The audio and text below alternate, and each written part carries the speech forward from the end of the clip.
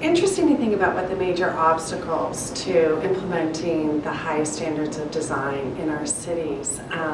So different in cities across the country. I think a uniting force is really around the opportunities facing cities as they use the full resources of design to explore really their highest and best possibilities of how to integrate all of their goals around transportation infrastructure, building strong neighborhoods, building affordable housing and healthy communities for all their residents. So I think the very first step is really embracing and harnessing the resources of the design community and gather around that transformative vision that is complex, multi-layered, but compelling to really harness the energy of the general public to embrace a future. In our city, in the city of Seattle, as well as other cities, I think major metropolitan areas, is the idea that we don't really look at our existing buildings as environmental and cultural resources as much as we should. Some of the greatest obstacles I think that we're facing in Chicago is some of the collaborative elements, and I don't mean that people aren't collaborating per se, but what's happening is we're a really lucky city that has a lot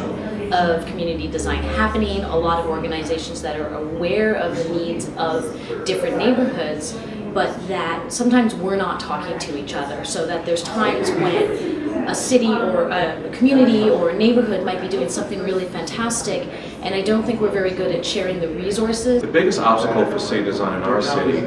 is we have some developers that don't understand the value of design and really are looking at the bottom line about how to make the most money and really don't see a return on investment of spending the extra money to use design. In particular, right now, cities all over the country, New York is not an exception, are facing challenges with the economy and the city budget. So the challenge for us is how do we continue to invest in cities while also dealing with budget cuts and the need to have sustainable city services. We can balance all of our needs together while we invest in cities as we move forward. In fact, one of the greatest obstacles, I think, is that safety regulation when it comes to public space is hugely paranoid, really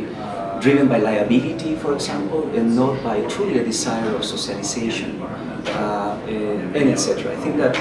we need fundamental transformations in political, in urban policy, economic processes, but primarily I think a fundamental transformation in the interface that institutions have with publics to enable a new civic imagination.